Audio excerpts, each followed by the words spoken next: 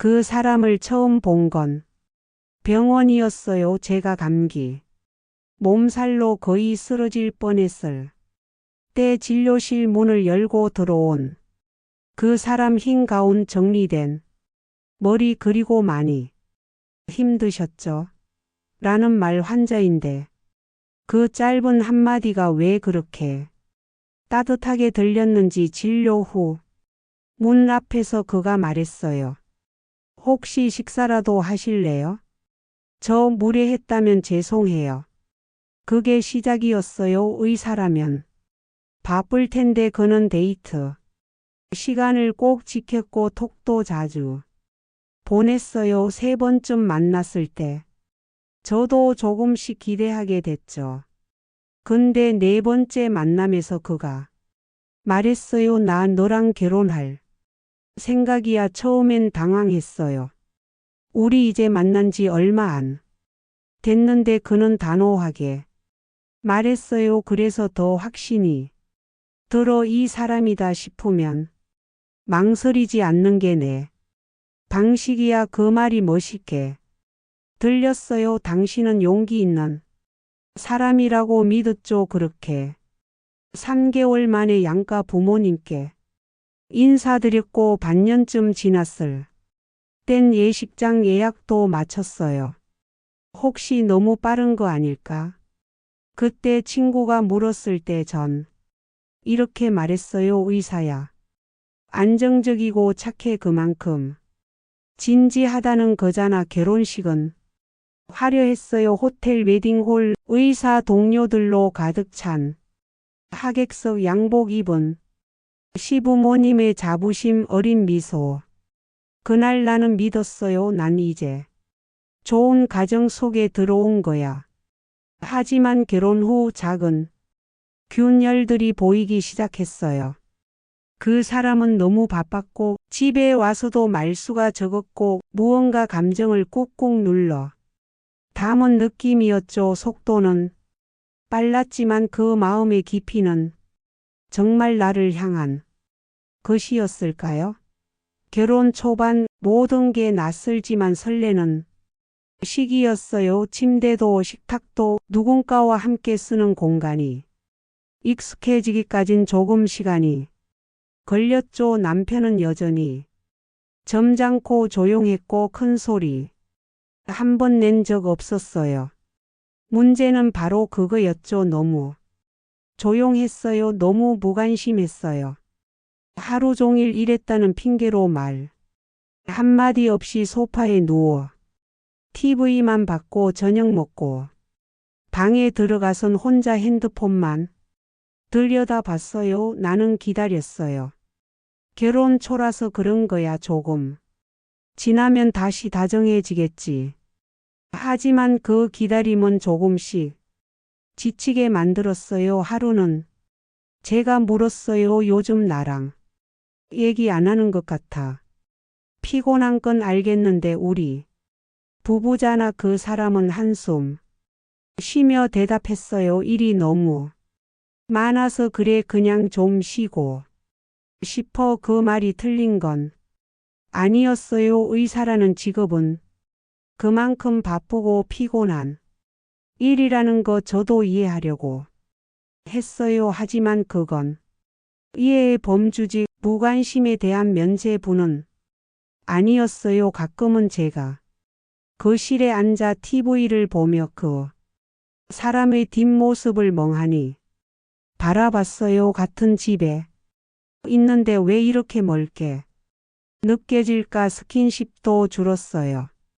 결혼 전엔 자주 손도 잡고 눈도 마주쳤는데 결혼 후엔 침대에 나란히 누워 있어도 등을 돌린 채 잠드는 날이 늘어났어요. 속으로 자꾸 물었어요. 내가 뭔가 잘못했나? 뭘 놓친 걸까?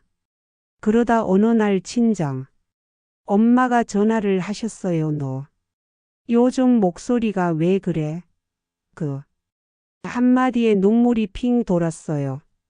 괜찮다고 행복하다고 말했지만 내가 그 사람의 아내가 아니라 혼자 사는 사람처럼 느껴질 때가 있었어요. 사랑해서 결혼했는데 사랑이 느껴지지 않으면 그건 결혼일까? 그날 두 줄이 떴어요. 임신 테스트기 앞에서 한참을 멍하니 서 있었어요. 기쁨 맞았어요. 설렘도 있었죠. 하지만 그보다 먼저 들었던 감정은 이걸 남편이 기뻐해 줄까? 였어요. 바로. 전화하지 못했어요. 집에 돌아올 때까지 기다렸죠. 평소보다 좀 더 정성껏 저녁을 차리고 밥 먹고 나서 조심스럽게 말했어요. 나 임신했어. 그 사람은 한참 숟가락을 멈추더니 고개를 끄덕였어요. 그래? 잘 됐네. 그게 끝이었어요. 기뻐서. 안아주는 것도 놀라워하는 얼굴도 없었어요. 그저 잘 됐네. 그날 밤 저는 혼자 화장실에 앉아 울었어요. 사람마다 표현이 다르니까 그럴 수도 있다고 해서 말했지만 이건 표현이 없는 게 아니라 감정이 없는 거였어요. 그날 이후 임신 중에도 남편은 여전히 무심했어요. 출근하고 일하고 퇴근하면 방에 들어가고 한 번도 같이 산부인가 가지 않았고 딸 이름 고르자고 해도 내가 정해 아기 옷 사면서도 혼자 걸었어요. 그래도 전 희망을 놓고 싶지 않았어요. 아이가 태어나면 달라질지도 몰라. 아빠가 되면 마음도 열리겠지. 그 작은 희망 하나로 배를 쓰다듬고 태동을 느끼며 아빠도 곧 너를 사랑하게 될 거야 혼잣말을 했어요. 배는 점점 불러오고 제 안에 외로움도 점점 커졌어요. 결혼한 몸인데 마치 미혼모 같은 느낌이었어요. 그런데 그 고요한 침묵 뒤엔 상상도 못한 진실이 숨어 있었죠. 딸이 태어난 날 그 사람은 분만실 앞에서 말없이 앉아 있었어요. 출산은 고통스럽고도 벅찼죠. 첫 울음소리를 듣고 제가 먼저 눈물이 쏟아졌어요. 이 아이가 정말 내 딸이구나. 그런데 분만실 밖으로 나왔을 때 남편의 얼굴은 기쁨이 아니라 의무감 같았어요. 수고했어. 딱 그 한마디 딸아이를 품에 안은 그는 어색한 손으로 잠깐 안더니 곧 간호사에게 넘겼어요. 퇴원하고 집에 돌아온 후에도 달라진 건 없었어요. 밤새 아이가 울어도 그 사람은 일어나지 않았어요. 분유도 기저귀도 모든 육아는 저 혼자였어요. 그리고 무엇보다 더 이상해진 건 그 사람은 나를 몸조차 만지려 하지 않았다는 거였어요. 산후조리가 끝난 후에도 그는 나와 거리를 두었어요. 아직 몸 힘들잖아. 아기는 엄마가 더 잘 돌보니까 말은 그럴듯했지만 느껴졌어요. 이건 피하는 거다. 어느 날 밤 딸아이를 재우고 조용히 거실에 앉아 있는데 그 사람의 핸드폰이 울렸어요. 욕실에서 샤워 중이던 그 틈 무심코 화면을 봤어요. 어젯밤 내 품이 너무 그리워. 다음엔 우리가 같이 잠들 수 있으면 좋겠어. 보낸 사람. 남자 심장이 멎는 줄 알았어요. 다시 한번 그동안의 낯설었던 말투, 피하던 손길, 피곤하다는 핑계들 모든 게 연결됐어요. 그는 나를 사랑하지 않았던 게 아니었어요. 나에게 끌리지 않았던 거였어요. 그는 게이였어요. 나는 가정을 꾸리기 위한 도구였고 세상 앞에서 쓰는 가면이었던 거예요. 그 자리에 주저앉았어요. 믿고 싶지 않았지만 그 메시지 하나로 내 결혼은 산산조각 났어요. 하지만 그날 밤 눈물을 다 흘리고 나서 조용히 결심했어요. 무너지지 말자. 이대로 끝내지 말자이. 사람과 이 집안 절대 그냥 넘기지 않겠다. 그날 이후 나는 평범한 아내 역할을 멈췄어요. 아니, 겉으로는 멀쩡히 유지했지만 속으로는 전혀 다른 계획을 시작했죠.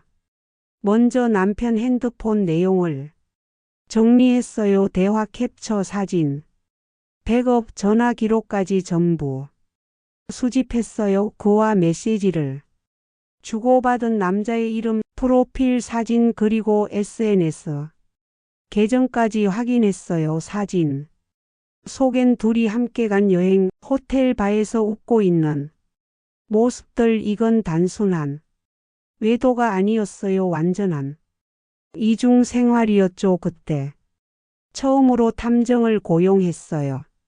모아둔 예비비에서 일부를 꺼내 조용히 흔적 남기지 않게 남편의 퇴근 후 일정, 누구를 만나고 있는지, 어디를 드나드는지 확인해 주세요. 탐정은 말했어요. 의외로 자주 만납니다. 주 2회 이상 일정. 고정적입니다. 사진이 도착했어요. 호텔 로비. 그 남자의 아파트 출입 같은 렌터카를 타고 다정하게 웃는 모습까지 한 장 한 장 볼 때마다 속이 무너지는 게 아니라 차가워졌어요. 좋아. 이제 시작이야. 그 다음은 시댁의 반응을 상상하는 일이었어요. 그동안 날 가난한 집 며느리라고 깔보던 시어머니, 아들을 세상 제일의 남자라 여기던 시아버지, 그 사람들도 진실을 마주하게 될 거였어요. 나는 전처럼 반찬을 싸들고 시댁에 가지 않았어요. 명절도 기념일도 이유를 대고 빠졌죠. 그 대신 조용히 변호사를 만났어요. 정확히 어떤 권리를 내가 주장할 수 있는지, 어떤 자료를 준비하면 가장 강력한 대응이 될지 변호사는 말했어요. 이건 명백한 이혼 사유입니다.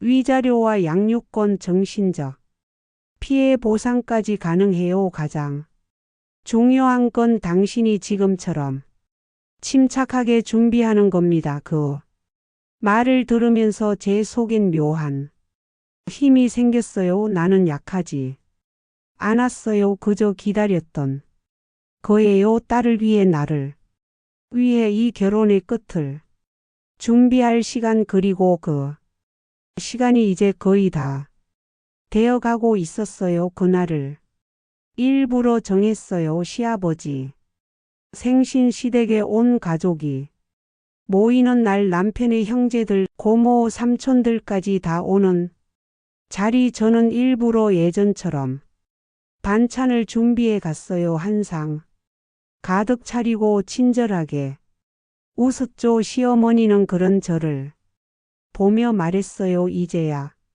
며느리답네. 요즘 너무 변한 거 아니냐 했는데 다행이네. 속으로 웃음이 나왔어요.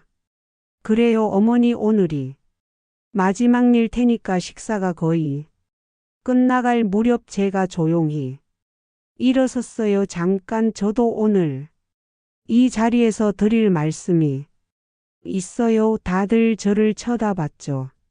남편은 불안한 눈빛으로 고개를 돌렸고요. 저는 준비해 간 파일을 꺼냈어요. 이건 제가 그동안 모은 자료예요. 남편의 외도, 그리고 그 상대가 누구였는지, 언제부터였는지, 어디서 만났는지. 순간 정적 남편이 벌떡 일어나려 했지만 제가 말했어요. 앉아. 이건 나만이 아니라 당신 집안 모두가 알아야 하는 일이야. 테이블 위에 펼쳐진 사진들, 호텔 출입 사진, 둘이 함께 있는 카페의 장면, 그리고 메시지. 대화, 오늘도 너 품에서 자고 싶어. 내가 와이프보다 내 옆에 있었으면 좋겠어. 시어머니 입이 벌어졌고 시아버지는 얼굴이 벌겋게 달아올랐어요. 누군가 이게 진짜야?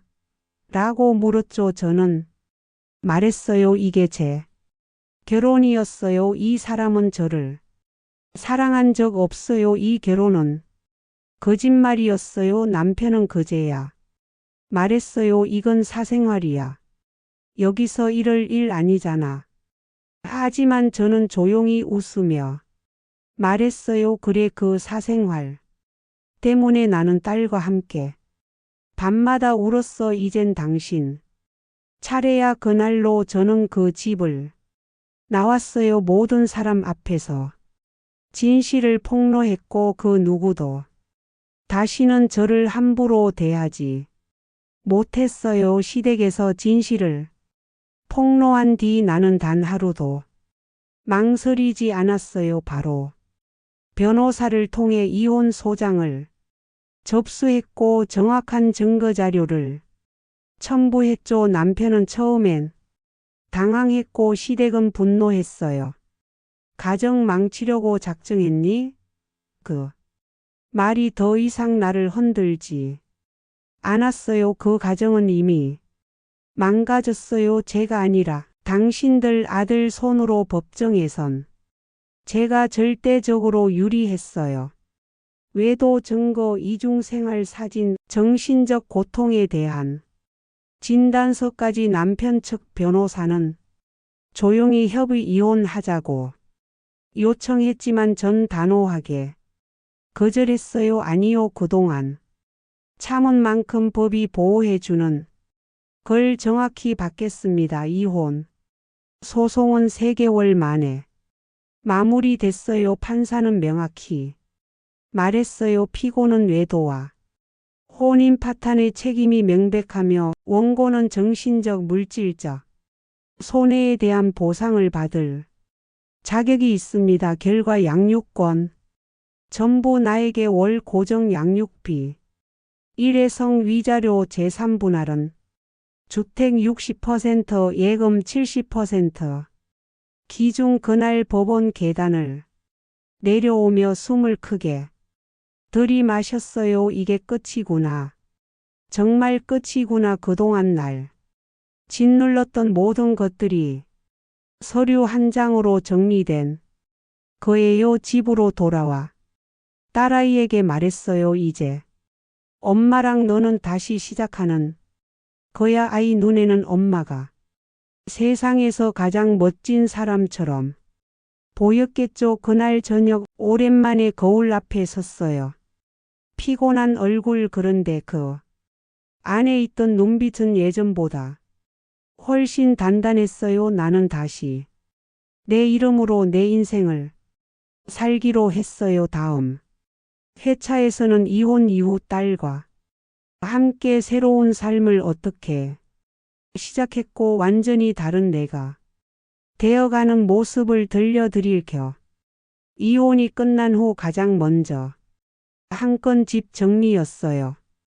혼인 중 함께 살던 집의 60%를 제 몫으로 받았지만 전 그곳을 벗어나기로 했어요.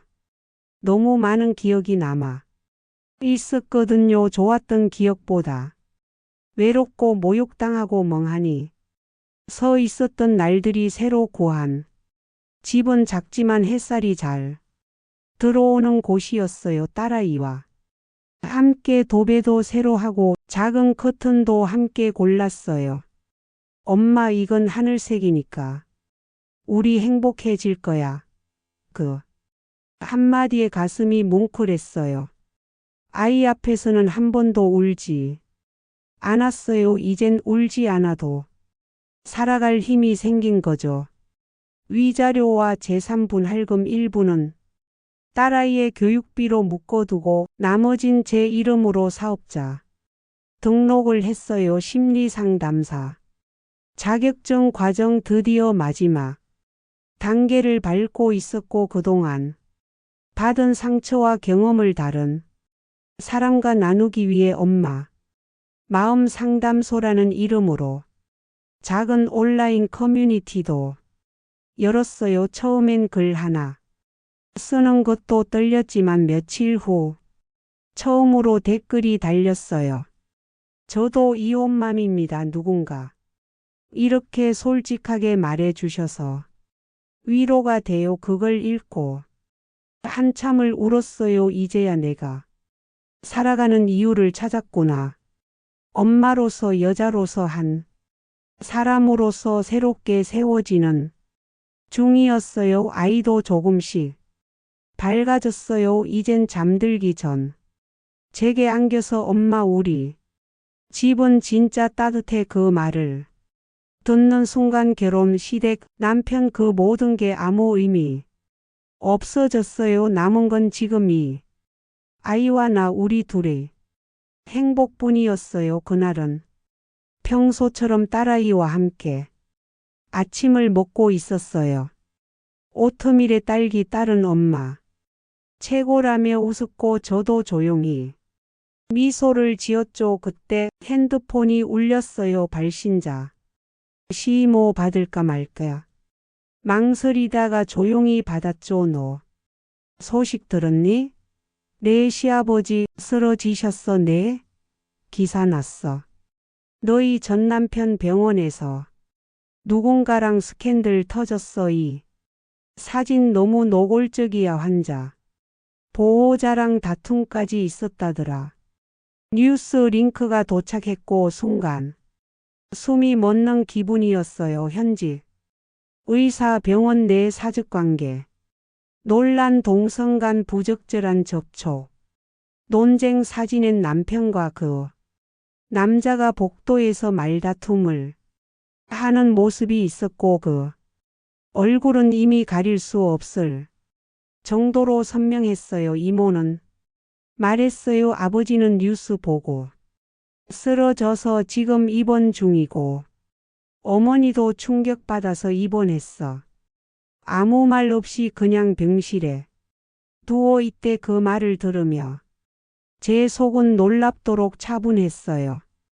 그래 결국 이렇게 될 거였지. 그토록 가면과 체면을 지키려 했던 사람들이 진실 앞에선 너무 쉽게 무너지는구나 싶었어요. 딸이 제 눈을 바라보며 말했어요.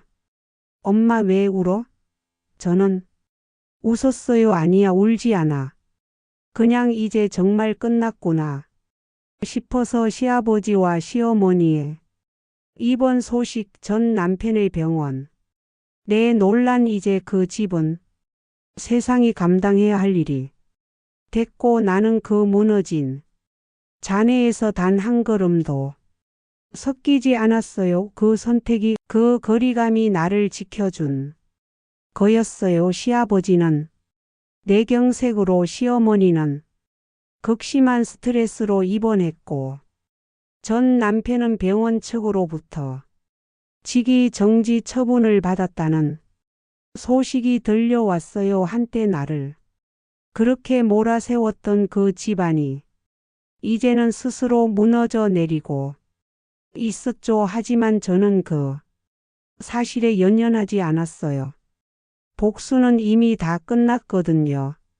진짜 중요한 건 그 이후에 내 삶이었어요. 저는 더 이상 누군가에게 상처받는 여자가 아니라 내 딸에게 든든한 엄마이자 스스로의 삶을 주도하는 사람이 되고 싶었어요. 자격증 시험을 무사히 마치고 싱글맘 심리상담 프로그램에서 보조 강사로 채용됐어요. 이제는 다른 엄마들의 이야기를 들어주는 사람이 되었죠. 상처는 사라지지 않아요. 하지만 그 위에 새로 쌓는 삶은 충분히 단단해질 수 있어요. 딸은 초등학교에 입학했고 아침마다 제 손을 꼭 잡고 말해요. 엄마, 난 엄마랑 살아서 진짜 좋아. 그 말 한마디면 지난 모든 눈물과 상처가 조용히 사라지는 느낌이에요. 나는 누구의 아내도 아니고 누구의 며느리도 아닌 내 이름으로 살아가는 사람이 되었어요. 그게 진짜 내 인생의 시작이었어요.